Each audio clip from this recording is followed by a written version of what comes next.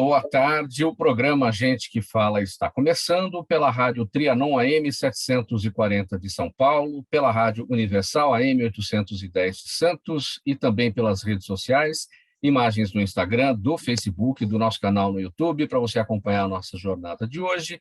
Aquele convite diário para você curtir, comentar, compartilhar a nossa transmissão e participar também pelo WhatsApp. 973350038 é o número, 973350038. Eu sou o Mauro Friesman, 12:03 agora, edição de terça-feira do programa Gente que Fala, sempre com o apoio do Instituto Orgis de Pesquisa, e nesse dia um espaço dedicado para a gente falar sobre os assuntos ligados à comunicação, em todas as suas faces, em todas as suas vertentes, e hoje uma situação especial, afinal de contas, é aniversário da cidade de São Paulo, 468 anos de fundação, e para a nossa conversa, para o nosso bate-papo de hoje, a gente recebe o Dr. Milton Flávio, médico, assessor da presidência da Fundação de Amparo à Pesquisa do Estado de São Paulo, FAPESP. Dr. Milton Flávio, boa tarde, bem-vindo neste aniversário de São Paulo. Tudo bem?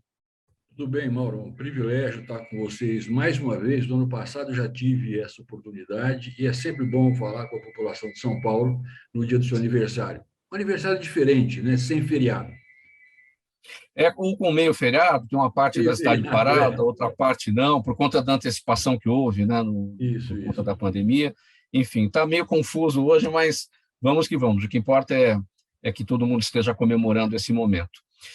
Também com a gente o Dr. William Zidani, advogado, chefe de polícia, especialista em direito esportivo, ex-vereador no município de Jaguariúna, candidato à presidência da Federação Paulista de Futebol. Tudo bem, Dr. William Zidani?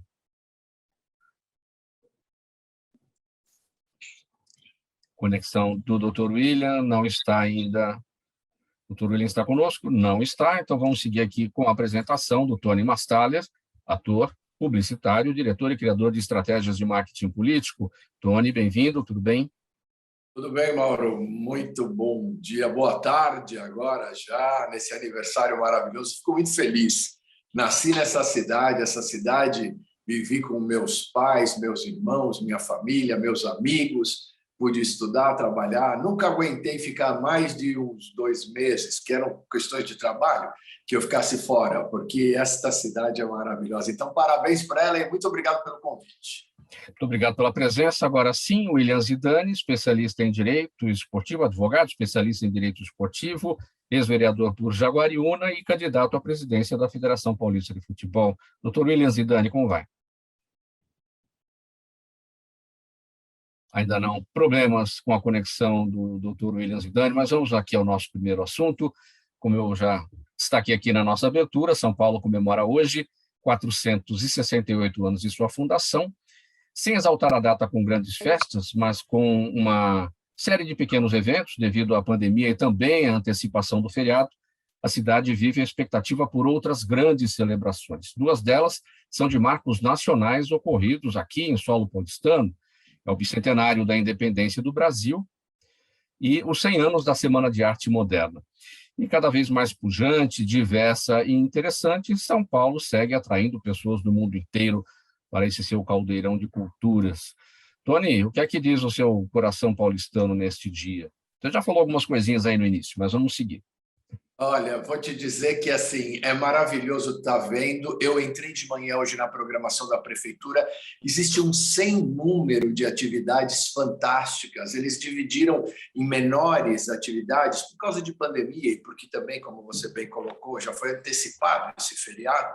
Então eles colocaram de uma maneira mais tranquila para que todos pudessem se divertir. Então, aos nossos ouvintes e telespectadores, aí não percam, aproveitem no seu bairro, no seu pedaço.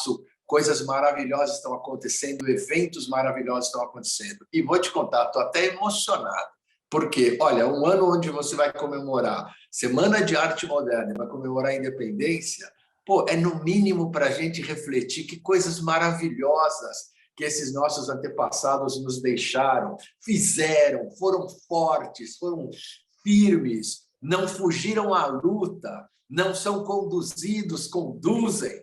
Sabe? E aí está aqui, estamos nós hoje, que a gente possa ter a luz e dar sequência a essas ideias desses nossos queridos antepassados. É o que diz a bandeira, né? Eu não sou conduzido. Como é que é? Não sou conduzido, conduzo, não Conduzo, duco. exatamente. Exatamente. Milton Flávio, que diz o seu coração paulistano, porque você foi adotado pela cidade, você que veio da Grande Botucatu? Na verdade, eu vim da pequena Birigui, né? Da pequena Birigui, formado em Passei Botucatu, pela sim. média Botucatu e cheguei à Grande São Paulo. Mas eu me considero, eu fico até emocionado quando eu vejo o Tony falar. Aliás, ele sempre é efusivo, ele é alegre, né? Ele olha para cima, isso é muito bom. E realmente, São Paulo, eu já contei uma vez aqui, Mauro, né? Eu tinha medo de São Paulo, de verdade. Quando eu era estudante, eu fiz uma opção por ficar em Botucatu, fazer a minha residência lá, porque São Paulo me assustava. E mesmo quando vim para cá como deputado, a cidade me amedrontava, né? Eu não me sentia muito à vontade, era um caboclo do interior. Mas com o passar do tempo, São Paulo me conquistou. E hoje, dificilmente, eu diria, é quase impossível eu me imaginar em outro local que não São Paulo. Fico muito feliz, como o Tony disse, por viver numa cidade com uma história tão maravilhosa, com um povo tão lutador, tão trabalhador, tão otimista, né, que supera as suas dificuldades. E realmente, mais uma vez, o Tony tem razão quando destaca 2 episódios que marcaram a história do Brasil, né? A sua independência e a revolução do modernismo, né? Então, São Paulo tem muito o que comemorar nesses 2022. Só faltou uma coisa, viu, Tony? 60 anos da FAPESP também. Né? A FAPESP, em 2022, está comemorando 60 anos, a maior instituição de pesquisa do Brasil. Então, e da qual, se o Mauro me permite, Mauro, da qual eu me orgulho muito de saber que tenho e que tenho esse colega aí ajudando para que aquilo caminhe e seja cada vez melhor. 60 anos de FAPESP. Vamos comemorar esse ano inteiro, porque sem FAPESP a gente não consegue olhar para frente, desenvolver, caminhar melhor, buscar a nossa tão querida e salvadora ciência. Meu Deus do céu. Graças a Deus vocês existem. Muito obrigado por ajudar a brilhantar a nossa cidade. Sobretudo em anos de pandemia, né? e de negacionismo. Né? No momento em que você vê as verbas do governo federal se fechando para as universidades, para os institutos de pesquisa, num momento de tanta carência de ciência, né? De novidades, de inovações, de tecnologia, a FAPESP passa a ser uma ilha. Né? Eu diria que é quase uma miragem, né? Que nós temos, um oásis aqui no universo, né? No universo da ciência brasileira. Tony, do que São Paulo está precisando? Porque isso aqui é tudo muito gigantesco, é a terceira maior cidade do mundo, uma cidade difícil de administrar, muitos problemas, muitas coisas bacanas, mas temos muitos problemas. É um desafio para os gestores, é um desafio para nós, a própria população, o próprio munícipe, porque cada um tem um papel também de zeladoria, mas nem todo mundo tem essa consciência. O que a gente está precisando nesse momento? Você me fez lembrar uma vez que eu estava numa viagem a trabalho, e aí eu estava com o pessoal da Polônia, e aí o pessoal virou para mim e falou: pô, vamos organizar para a gente vai até lá, porque eu quero muito conhecer o Brasil. Eu disse: tá, o que vocês precisam? Ele estava sendo respeitoso, eu quero destacar, muito respeitoso. Ele estava querendo ser gentil. E eu fui um pouco arrogante quando eu virei para ele e falei: rapaz, nós não precisamos de nada. Né? Nós simplesmente temos tudo. Olha São Paulo, olha o nosso estado, olha a nossa cidade. Meu Deus, isso é melhor do que muitos países. Isso é uma coisa louca. Olha a FAPESP, no nível que hoje ela anda, com principais institutos do mundo inteiro, com o intercâmbio que eles têm. Hoje, qualquer cara esclarecido no planeta fala: não, São Paulo, peraí. Você está falando de uma coisa ou você está falando de São Paulo? Porque São Paulo é São Paulo. Desculpa, os caras desculpem os outros. Eu amo esse país aqui, amo de paixão, fico aqui, adoro e quero acabar meus dias aqui. Mas desculpa, São Paulo é bravo. Tem muitos problemas? Sim, tem muitos problemas. Está me incomodando a questão de violência, que tem um viés social que está sendo atrapalhado do governo federal? Tem. né? Você vai ver os problemas que São Paulo tem, sempre tem um viés que, infelizmente, São Paulo não pode ficar apitando, porque ele faz parte da federação. Agora, que ela é uma cidade fantástica, que tem muita coisa. Ah, tem trânsito? Tem. Eu sou um cara que detesta o trânsito. Mas o que a gente vai fazer também? Vamos com calma, tem coisas trabalhando. Você viu, os drones já estão autorizados a voar em São Paulo para fazer as entregas. Nós vamos correndo atrás e vamos melhorando. A nossa turma aqui é boa. É São Paulo ditando regras sempre, né, Milton Flávio? Acho que essa é uma das nossas grandes virtudes, claro, com todos os problemas que têm que ser geridos, administrados, e a gente sempre esperando, evidentemente, a colaboração de todos. Cuidar da cidade é o papel de cada um de nós, não é, Milton Flávio? É verdade, Mauro, né? São Paulo é a síntese do Brasil, né? São Paulo, a cidade de São Paulo é a cidade que tem mais baianos depois da Bahia. E fazendo essa comparação, você poderia reproduzir isso praticamente para todos os estados brasileiros. Sem dúvida. São Paulo, pela sua pujança, pela sua capacidade operativa, pelo seu desenvolvimento econômico, cultural, acadêmico, né, passa a ser um polo de atração, e é normal. E eu acho que essa é uma característica de São Paulo que me apaixonou, né? É a capacidade que tem de absorver, de incorporar, de acolher a todos, né? Depois de 6 meses, você já não sabe mais quem é paulistano e quem não é paulistano, né? Até porque o sotaque, né? Paulistano não tem sotaque, né? Não é que nem o carioca que estica, né, no final, né? Não dá para saber qual que é o sotaque do paulistano. Eu não conheço, né? Porque tem tantos brasileiros de tantos estados falando em São Paulo que você não sabe nem qual é o nosso sotaque, qual é o nosso timbre, né? Qual é a nossa gíria, né? Por quê? Porque ela é a síntese do que acontece no Brasil como um todo.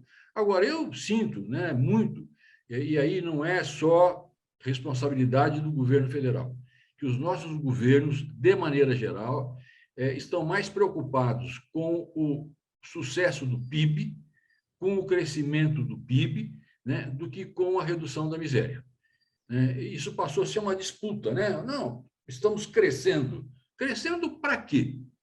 Crescendo para onde?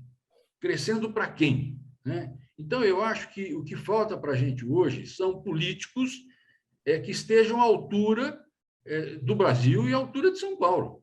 Sejam capazes de assumir e de enfrentar os desafios que nós estamos assistindo, como, por exemplo, o aumento da população de rua de São Paulo, né? A desigualdade indigesta, vergonhosa que nós temos na educação dentro da cidade de São Paulo. Eu reitero frequentemente isso. Viu, Tony? Aqui em São Paulo, você pega Pedreira, por exemplo, Marcilac, né? Nós temos um índice de população com diploma universitário que é menor do que 0,5%. E quando você vem aqui para a Vila Mariana, 25% da população tem diploma universitário. É uma diferença de 50 vezes. Como é que nós, políticos, nós administradores, admitimos isso? Nós vamos culpar o governo federal? Seria a mesma coisa que porque o Bolsonaro não queria fazer vacina, se o Dória também não tivesse feito vacina.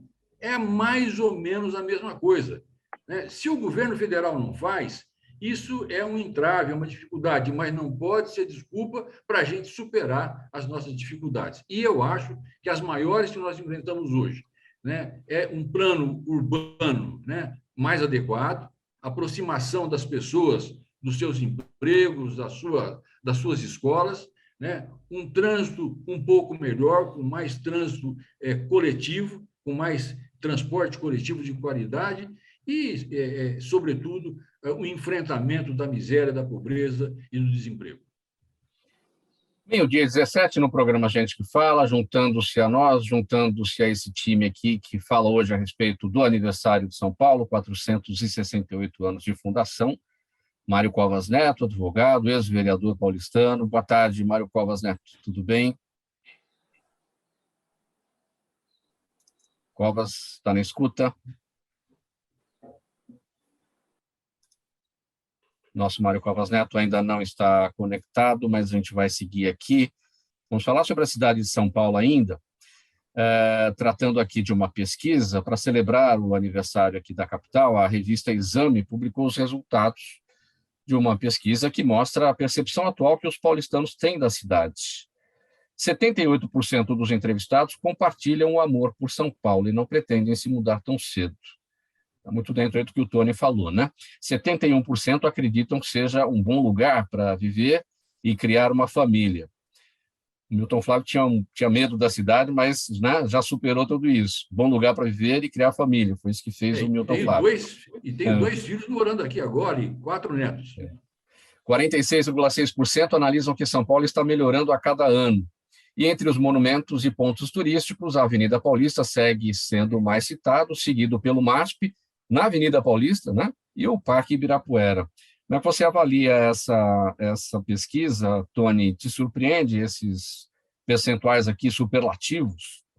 Não, não me surpreendem, mas eu quero frisar que tudo que o doutor colocou, perfeitamente correto, e que também participo desse pensamento. O que significa? Você gostar e estar aqui não significa que você fecha os olhos para tudo que precisa ser visto. O que eu acho interessante, e eu sou um crítico nessa história, é que eu vejo pelo menos atitudes sendo tomadas, pelo menos gente tentando caminhar. O nosso sistema, muitas vezes, complica, mas é o melhor que nós temos, né? Então, você, às vezes, tem uma sequência de X projeto que depois é interrompido ou é minimizado. Então, você, às vezes, complica um pouco. Por exemplo, há 30 anos atrás, eu fui convidado para um bate-papo.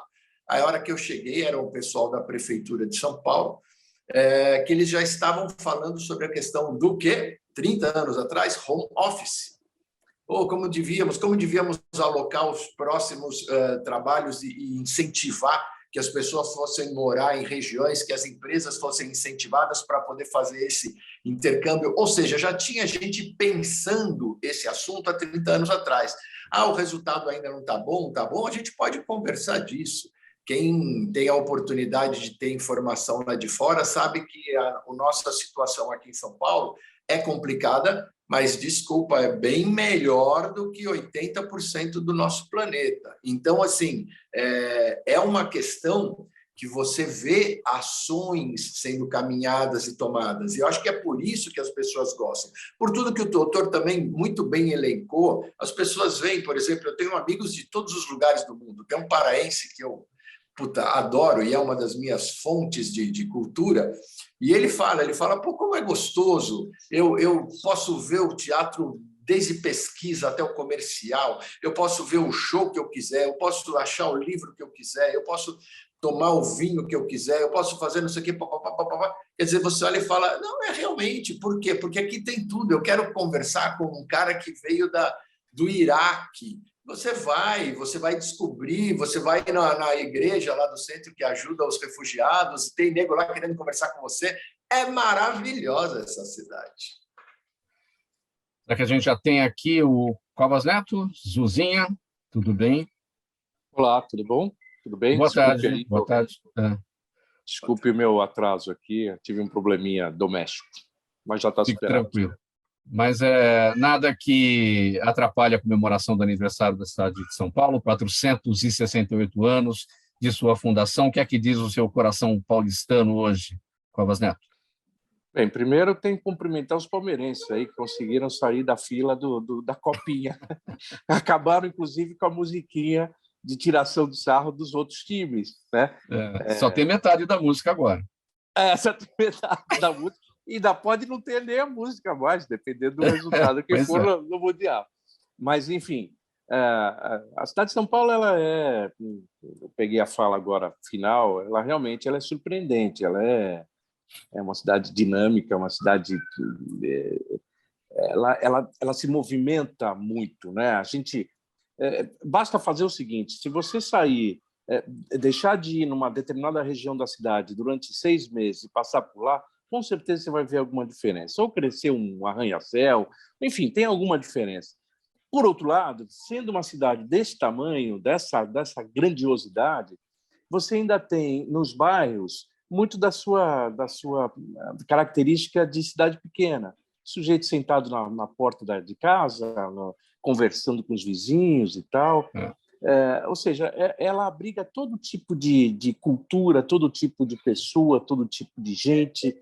Eu acho surpreendente. E quando a gente vai ficando mais velho, a gente vai percebendo que, por mais que você queira melhorar, e tem que melhorar sempre, as coisas são numa constante. As melhoras, as mudanças, elas ocorrem o tempo todo. Se você olhar para trás, você vai verificar que uma série de coisas evoluíram. Outras estagnaram, mas grande parte evoluiu. Ou seja, eu acho que, independentemente da administração, de quem seja ou não, quem é o responsável, há sempre a vontade de fazer com que a cidade seja melhor, né? Por mais grandiosa, por melhor que ela receba as pessoas, que ela seja também acolhedora para todo mundo que vem aqui.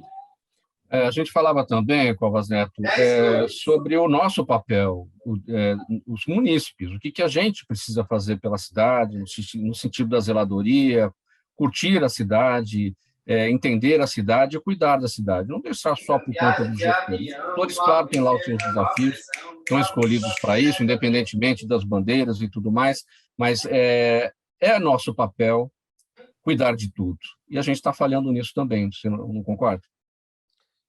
Mas aí é uma questão de cultura, eu acho. Acho que é uma questão de procedimento. A gente está habituado com isso ou não? Acho que a gente não é criado para esse tipo de coisa, infelizmente. E isso não é uma coisa da cidade de São Paulo, eu acho que é uma coisa da cultura brasileira, de modo geral. Se dá pouca importância do quanto se gasta para você manter a cidade limpa ou minimamente organizada. É muito dinheiro. E se houver um pouco de ajuda, essa coisa fica melhor, gasta-se menos e pode-se investir mais em outras áreas. Dá um exemplo, por exemplo, das ligações clandestinas de esgoto, por exemplo, né? Ou você usar os córregos como descarte de lixo e de coisa. Bom, isso, no final, acaba levando a um acúmulo de detritos que faz com que haja alagamentos, você piora a qualidade da água, você não tem um fluxo. Bom, enfim, você tem uma série de causas a partir daí, um pouco para a falta de consciência de cada um, né? Mas isso, eu acho que não é uma coisa que você muda de uma hora para outra. Você precisa de gerações, sabe? A escola mesmo tem que ensinar isso, tem que mostrar que você reciclar o lixo, você separar o lixo que pode ser reciclado e não, você ter ações de cidadania mostrando que o quanto é importante não jogar um papel de bala na rua ou enfim, você não tratar as coisas públicas como se fosse dos outros e que você não tivesse parte nenhuma naquele contexto. E, portanto, não se importa com isso. Não, é o contrário. A gente tem que se importar e importar muito. Mas eu acho que depende de gerações. Não é uma coisa para se resolver de uma hora para outra. Com tantos trabalhos feitos pela cidade, Covas Neto, como vereador, você pretende voltar para a nossa Câmara Municipal, tocar suas ideias, tocar suas propostas? Não. Eu acho que o meu período eu acho que você ficar muito tempo no parlamento, na mesma situação, você acaba sendo repetitivo. Eu acho que as ideias elas precisam ser oxigenadas mesmo. O parlamento é um coletivo lá, um coletivo de ideias. Algumas dão certo, outras não importa. Mas aquela discussão ela precisa ser renovada. Eu acho que o meu tempo lá esgotou. Algumas coisas a gente conseguiu implantar, outras não importa, mas fica lá a semente. Eu tenho alguns projetos que eu tinha colocado lá atrás que ainda estão tramitando, hoje com outro autor, mas a ideia é a mesma, não importa, ela tem que seguir. Eu acho que não, acho que meu tempo na Câmara já passou. Milton Flávio, você pretende voltar para a Assembleia Legislativa? Claro, é outro parlamento, o parlamento estadual, por lá passam os assuntos do grande estado, dos 645 municípios, das regiões metropolitanas, mas, claro, o olhar está muito voltado para a capital, que tem 55 vereadores. Você pretende voltar para a Assembleia Legislativa? Olha, primeiro eu queria dar um abraço no Zuzinho, né? Fazia muito tempo que eu não ouvia, né? É verdade. E tenho uma opinião parecida com a dele, né? O pai dele, o Mário, ele era contra a reeleição do próprio governador, do presidente, do prefeito. Ele achava que os mandatos poderiam e deveriam ser um pouco mais extensos, talvez 5 ou 6 anos, mas ele entendia que quem não quisesse cumprir com os seus projetos em 6 anos, dificilmente, num segundo mandato, ele teria condições de avançar. Aquilo que o Mário disse, né? Você já debateu, você já esgotou o assunto, você já tentou conciliar interesses. Se não deu para fazer em 6 anos, dificilmente você vai mudar. Mesma coisa os projetos. Eu também entendo que eu esgotei a minha participação na Assembleia. Mauro, você já conhece um pouco da minha história.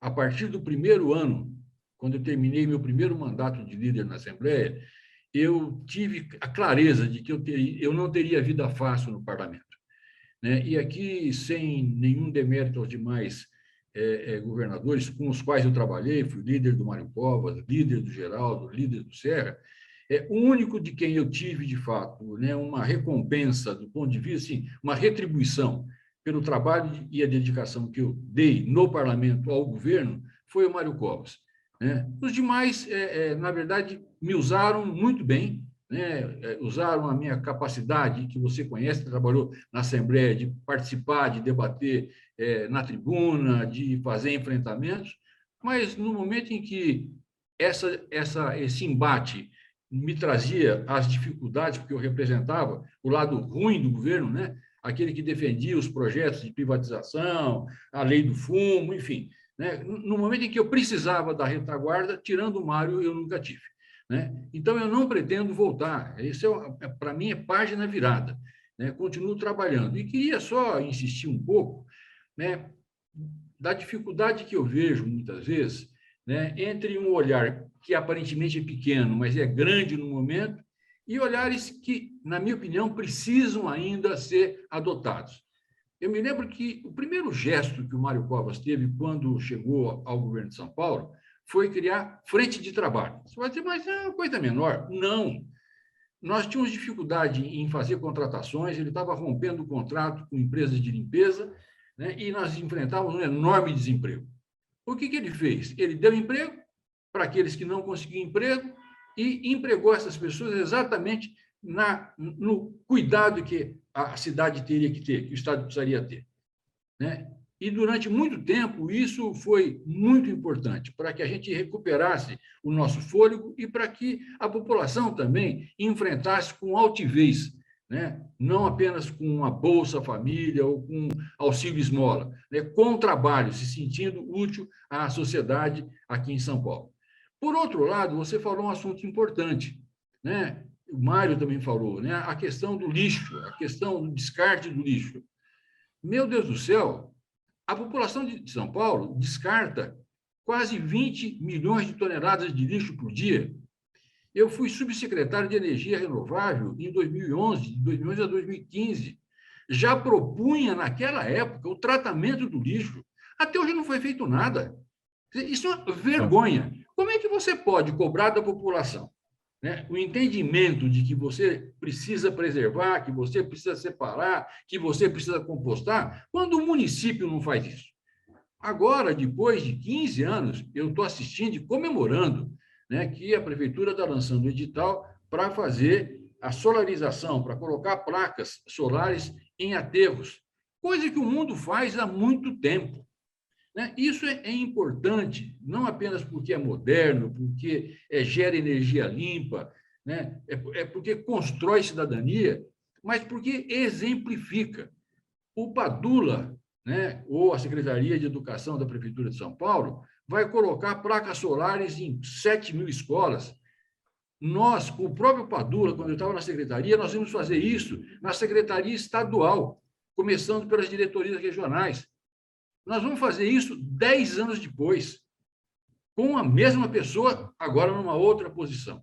Então, eu fico muito triste, né? E falo isso com tristeza, Mário, porque eu tentei convencer o nosso governador, João Dória, de que era absurdo, né, a sua intenção, que foi concretizada, de fechar a Secretaria de Meio Ambiente e de fechar a Secretaria de Energia, num país que tem apagão, num país que tem carência de energia para fazer o seu desenvolvimento, né, que tem a bandeira vermelha hoje, né, e mais do que isso, né, como é que você coloca 3 secretarias que demandam, né, da mesma procuradoria a aprovação dos seus projetos?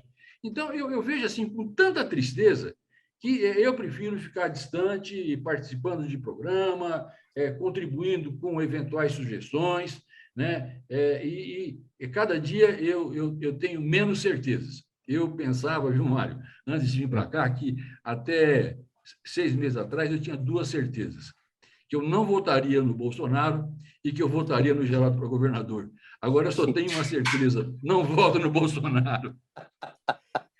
Tony Mastaldi, como é que você acompanha a vida política da cidade de São Paulo? Seja a vida do Executivo, seja a vida do Parlamento, da Câmara Municipal. Muito se fala, né? As pessoas votam nos seus parlamentares, amanhã não sabem mais quem escolheram para ser o seu representante, e aí fica difícil de você fazer as devidas cobranças. Como é que você acompanha o trabalho dos nossos representantes, dos nossos gestores? Olha, eu quero abrir dizendo que me entristece saber que o Covas Neto e que o Dr. Milton não estão pensando em colocar. Entendi os motivos e respeito totalmente, acho que são completamente cabíveis, mas a cidade perde sem cabeças como essas, com a experiência dessas cabeças, o caráter dessas cabeças.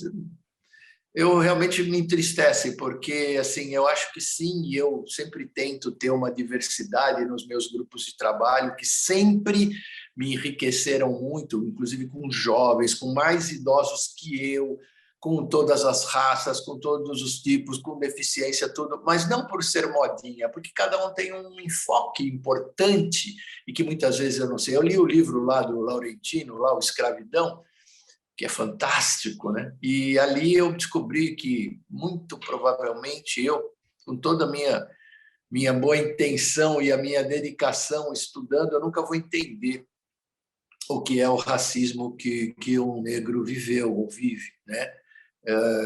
É muito além de qualquer coisa. Então, eu acho que as pessoas que têm a experiência, que esses 2 que eu cito aqui, que eu tenho a honra de dividir a bancada hoje, puxa vida, vai entrar nego novo, Lima Nova, ideias, sim, mas calma, tem que ter uma dose aí de gente que conhece, né? Eu hoje de manhã acordei e me veio aquela letra: São Paulo que amanhece trabalhando, São Paulo que não sabe adormecer. Eu acho, se eu não me engano, é do Miguel Briamonte, do maestro fantástico.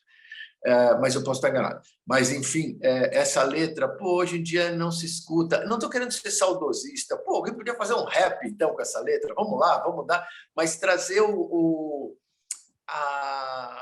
conhecimento, trazer a experiência, ver coisas, para que não sejam repetidos erros, ou vamos tentar minimizar isso, para que as pessoas olhem, os jovens. Hoje eu vejo os jovens, que eu adoro, mas eles um pouco perdidinhos. Eu sei, todos nós já fomos jovens, eu já fui jovem, você ainda é. Eu já fui jovem, mas eu olhei e falo assim, às vezes é gostoso. Eu não sabia inglês, né? Como teria sido minha vida se eu soubesse que no Let It Be dos Beatles falava Mother Mary comes to me?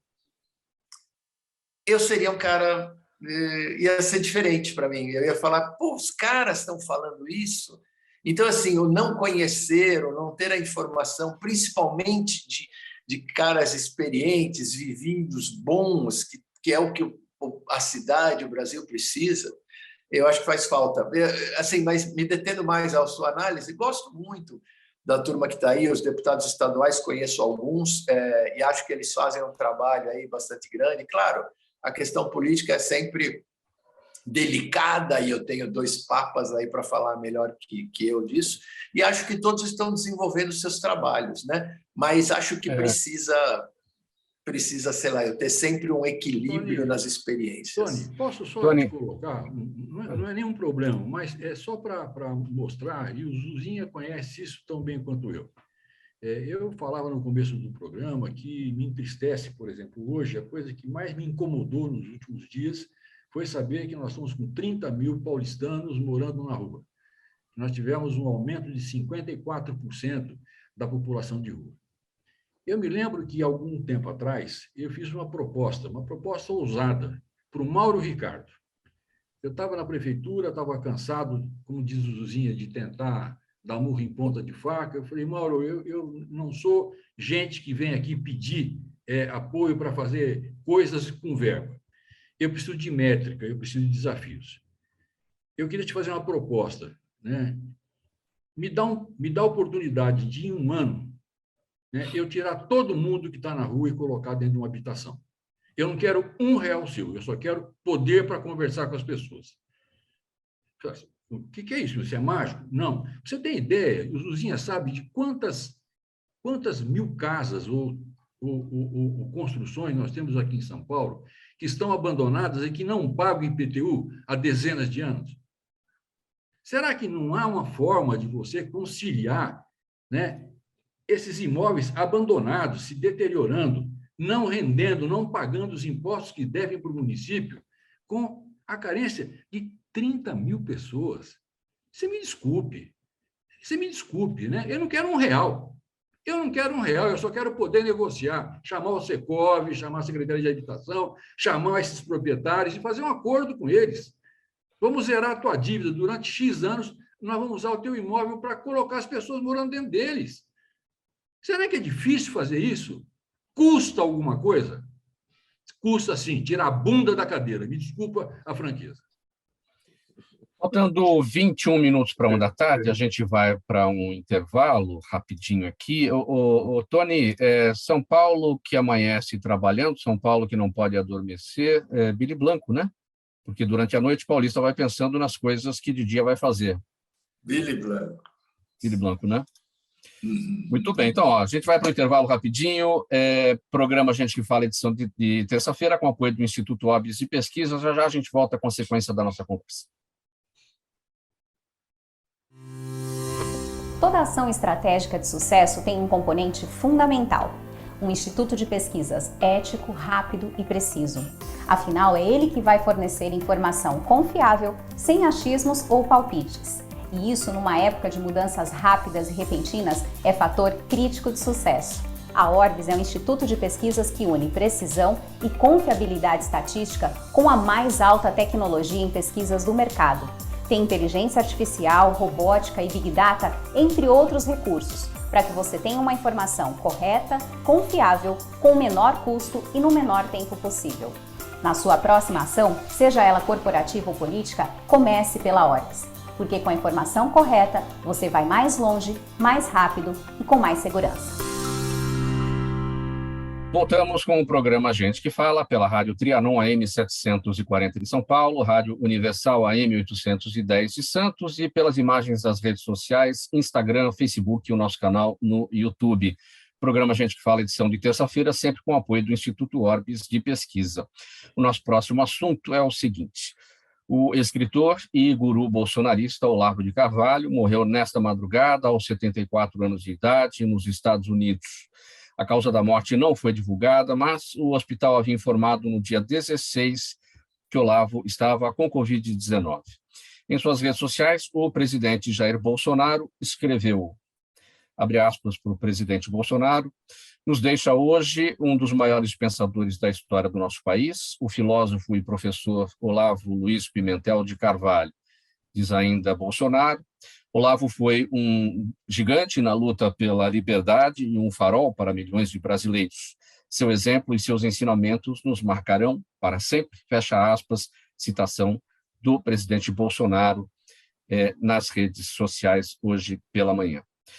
Seu olhar, Covas Neto, a morte de Olavo de Carvalho, o ícone do conservadorismo. Pois é interessante porque ele tem um pensamento muito conservador, sempre teve, divulgava isso, e morava nos Estados Unidos. É interessante você estar em outro país, com outra cultura, com tudo, e você, de lá, fazer críticas aqui. Seria importante, quando você quer mudar alguma coisa, você tem que pôr a mão na massa, né? Eu queria cumprimentar aqui o meu amigo Milton Flávio aí. A sua ideia, Milton, a respeito dos moradores de rua é excelente. Você vê, e vou dizer mais, eu acho que na administração pública é preciso que você seja inovador, que você tenha a coragem de inovar, de fazer coisas fora do tradicional. Ter dinheiro para fazer as coisas é muito simples. Agora, você ter ideias para resolver problemas fora da caixinha, isso é difícil. É difícil ter gente criativa a esse ponto. E quando você tem, as coisas dão muito certo. Se não der certo, eu vou dizer mais, além das casas abandonadas, Milton, tem também as casas que foram, por exemplo, aqui perto de Jabaquara, você tem uma série de casas que foram desapropriadas para fazer a extensão da Roberto Marinho e que simplesmente a prefeitura mudou o projeto, não quer mais fazer, mas as casas estão lá. Elas estão sujeitas a serem invadidas, estão sujeitas a qualquer coisa. Você tem uma série de organizações sociais pedindo para a prefeitura, se não tem um imóvel desocupado para que ela possa usar, quem sabe você fazer uma vila em que essas organizações sociais pudessem ficar uma ao lado da outra, se ajudando, inclusive, para melhorar a vida das pessoas. Sabe, aí é você pensar fora da caixinha. Eu cumprimento aqui o Milton porque é isso mesmo. Eu acho que você só avança se for assim. Se você fazer o tradicional, você vai ficar na história como alguém que é organizado, mas é alguém que pouco ousado. Eu acho que num orçamento curto para as necessidades que tem a cidade, o Estado e a nação, você tem que ser realmente criativo. E se você for, tem que ter também a colaboração do Ministério Público, da imprensa, da oposição. As pessoas precisam acreditar que você pode fazer de boa fé e não sempre achando que qualquer ação que você está fazendo objetiva uma coisa menor, que é um ganho pessoal. Eu penso assim, agora, em relação ao Olavo de Carvalho, queria só lembrar que ele sempre foi o guru do Bolsonaro, do presidente Bolsonaro, mas nos últimos tempos ele andava já criticando o Bolsonaro, decepcionado com ele, assim como milhões de brasileiros aí que votaram no Bolsonaro e que hoje já não consegue ver nele a esperança de realmente o país ser melhor, né? Então, é interessante essa manifestação do Bolsonaro, ainda tendo seu guru ali como norte. Quem sabe essas últimas manifestações do Olavo de Carvalho sirvam para o Bolsonaro refletir e tentar mudar um pouco a sua atitude. Quem sabe ainda dá tempo da gente ter mais uns meses aí do país avançando e não do país entrando em guerra ou continuando em guerra. Faltando 14 minutos para 13h, vamos tentar novamente aqui, com a gente, agora juntando-se ao nosso time, nessa edição do programa Gente que Fala, doutor William Zidane, advogado, chefe de polícia, especialista em direito esportivo, no direito, né? Ex-vereador por Jaguariúna e candidato à presidência da Federação Paulista de Futebol. Doutor William Zidane, está bem conectado aí? Vamos lá para a nossa conversa, tudo bem? Boa tarde. Boa tarde, Mauro. Boa tarde a todos do programa Gente que Fala. Agora, né, com certeza, aí apanhamos um pouquinho da tecnologia, né? Sim. O pessoal ficou até doido aqui, viu, Mauro? Não foi fácil aqui, mas é coisa da tecnologia. Um abraço ao Rony, ao Milton. Mas está superado o problema e vamos aqui para a nossa conversa, né? Deixa eu começar pelo seguinte, antes de entrar aqui no seu tema, doutor William, aniversário da cidade de São Paulo, 468 anos de fundação, seu olhar sobre a cidade. O senhor não é paulistano, não, né? O senhor é de Jaguariúna. Não, sou paulistano, né? É paulistano mesmo. Na zona sul de São Paulo, tenho um carinho muito grande pela cidade, né? São Paulo é uma coisa impressionante. Parabéns, São Paulo, parabéns a todos, e acho que essa cidade é maravilhosa, a gente tem um carinho muito grande. Nasci aqui e aqui eu pretendo colaborar com essa nova missão. Sim, aí foi para Jaguariúna, tornou-se parlamentar, teve uma vida política naquela cidade.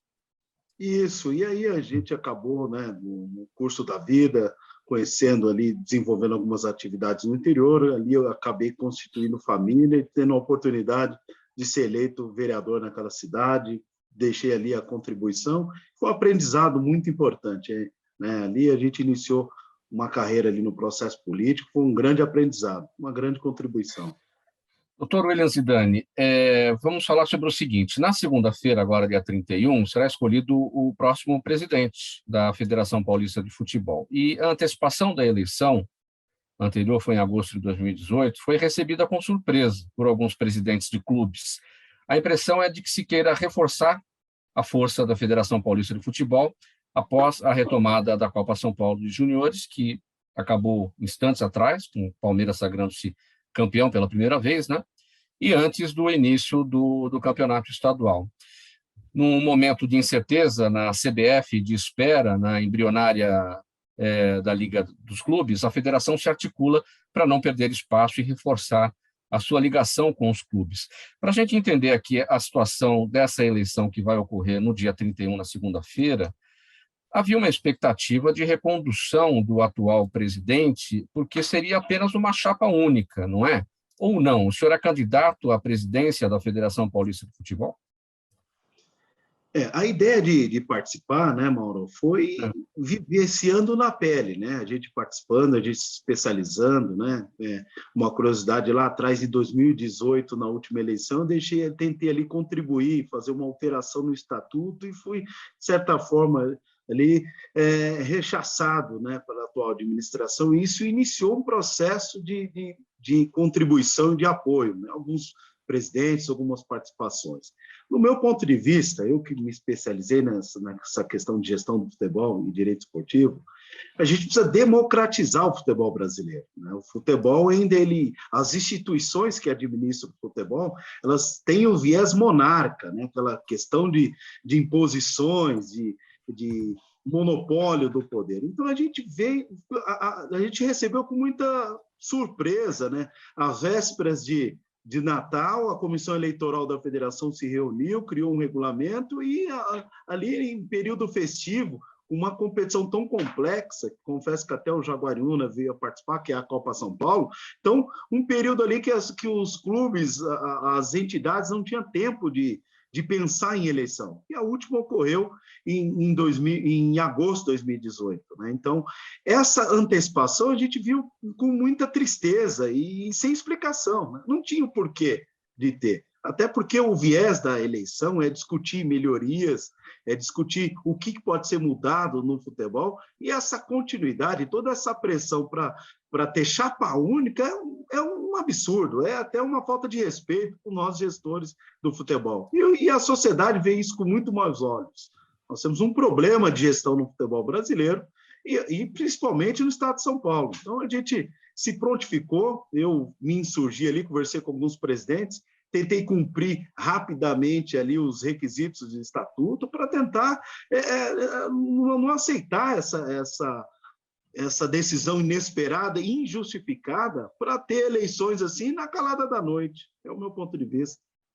Então, significa que o atual presidente, Reinaldo Carneiro Bastos, será reconduzido de fato no dia 31. É isso que vai acontecer? Não, nós registramos a chapa, né? Conseguiram registrar a chapa após o dia 16, que era o prazo final? Isso, não, nós registramos dentro do prazo, no dia 9 de janeiro, e até o 15º dia útil previsto no edital. Enfim, tem uma série de questionamentos aí, tem uma série de falhas e detalhes técnicos que talvez numa outra oportunidade eu estou à disposição aí, e isso vai ser objeto da sequência da candidatura. Estamos com a chapa registrada, estamos cumprindo os requisitos, então, claro, ali nos bastidores, sofrendo algumas pressões ali para impedir o registro da chapa. Mas a legalidade está aí para todos, né? Nós vivemos uma democracia, acho que o direito de participar é de todos. Eu não sei por que esse medo do atual presidente, essa resistência de não ter candidato adversário. Nós temos um problema de representatividade no futebol do Estado de São Paulo. Os clubes, e principalmente as últimas divisões, não têm representatividade. Nós temos um modelo que meia dúzia de pessoas administram o futebol. Então, a política não chega. a discussão do futebol. Então, essa democratização no futebol faz parte da nossa campanha. Estamos registrando com a chapa Renovação, um novo momento para o futebol do Estado de São Paulo, e vamos até o fim, ao final das eleições. Eu falo especificamente da falta de apoio financeiro aos clubes, principalmente aos pequenos, né, das divisões inferiores, e falta de políticas de incentivo. Sim, não só os clubes, como as ligas, né? Todos os filiados. Nós temos um déficit, nós temos uma falta de política para as ligas. O processo de ligas está falido, né? Antigamente se via grandes competições no Estado de São Paulo, no interior, movimentado pelas ligas, isso não existe. Nós temos um orçamento gigantesco da federação. Temos recursos que são recebidos da CBF e repassados para a Federação Paulista, e nós não vemos a destinação desse recurso. O que acontece? Há um enfraquecimento das políticas dos clubes menores, das divisões menores, que é a maioria, e só no modelo atual da Federação Paulista que não há democracia. Um exemplo, a maioria não tem representatividade, ou seja, criaram um estatuto totalmente leonino, onde os clubes de primeira divisão decidem a eleição. Ou seja, do meu ponto de vista, então, eles são corresponsáveis pelo atual cenário do futebol. Os clubes pequenos são os formadores, são os que incentivam, são os que mais sofreram os impactos da pandemia. Aí nós não vemos discussão do orçamento e de política numa eleição, com o que pode ser feito para incentivar esses clubes menores que tiveram dificuldade. Muitos deles fecharam as portas. Você falou dos impactos da pandemia. Faltou apoio da federação aos protocolos da pandemia, aos clubes e ligas? Muito, muito. Ou seja, a federação simplesmente criou um protocolo com o seu departamento médico e impôs os clubes têm que seguir. Isso foi discutido, foi lá, deu a oportunidade de a gente colocar os médicos de cada clube para lá opinar. Mas só que os protocolos foram decididos entre a federação, a comissão médica da federação e o governo do estado. Então, os clubes ali tiveram uma série de dificuldades, dentre eles as empresas que operam a questão de testagem, todos esses requisitos. Ou seja, nós não tivemos um plano de incentivo aos clubes durante a pandemia, uma organização, um apoio. Ou seja, o orçamento da federação, ele é administrado com muita obscuridade. Então, isso fica difícil, né? Então, como é que você opera futebol somente com oposições? Sai ali os seus conselhos arbitrais, a regra é essa, e acabou com muito pouco prazo. Acontece a mesma coisa com essa vergonha da forma que foi apresentada aí o modelo de eleição, totalmente antidemocrático, vai totalmente contrário ao nosso ordenamento jurídico, às eleições que operam. Hoje, esse ano é um ano eleitoral, nós temos ali a justiça eleitoral com uma série de requisitos, como que se deve operar uma eleição. É um absurdo uma instituição com tanta grandeza como a Federação Paulista agir no processo eleitoral com objetivos contrários ao nosso ordenamento jurídico. Numa eventual vitória sua, doutor William Zidane, sua primeira ação como presidente da Federação Paulista de Futebol? Primeiramente, a gente vai ali, né? A ideia é fazer uma auditoria independente com especialistas aí de orçamento e organizar a questão de orçamento. Todas as fontes de receita da Federação Paulista, N possíveis aí. E depois que a gente equilibrar o orçamento, é criar os programas e principalmente, que é a nossa maior bandeira, da representatividade aos clubes. Nós temos que respeitar a Série A1, que é a grande, a mais complexa, que mais tem história, a que mais dá visibilidade, respeitar, ter a política específica para a Série A1, para a Série A2, para a Série A3, segunda divisão e para as ligas. Então, nós temos que distribuir o orçamento de uma forma que você leva a representatividade, você dá ali aquele apoio aos clubes, tanto com as políticas públicas, que você tem a possibilidade de diálogo, ou seja, a verdadeira democracia na representatividade. Isso não ocorre hoje. Hoje, o olhar da federação é somente para a elite, é somente para as divisões principais. Não que elas não tenham importância, mas dá para levar. É um absurdo que a maioria não decide na federação. Nós temos um estatuto totalmente direcionado a um poder de uma só pessoa. Isso é um absurdo. Gente, tempo já do programa se esgotando. Bem rapidinho, para a gente seguir aqui essa conversa do esporte, do futebol. Tony, você gosta de futebol? Claro que gosta de futebol, né? O São Paulino, o que você espera? O Campeonato Paulista já começou, qual que é a sua expectativa? A minha expectativa é que exatamente a federação possa seguir se equilibrando, possa seguir cuidando dos clubes menores, possa se democratizar e a gente possa ter um bom campeonato e que vença o melhor, que esse é, sinceramente, meu espírito nessa história. Covas Neto, e o seu time está bem preparado para enfrentar o Campeonato Paulista?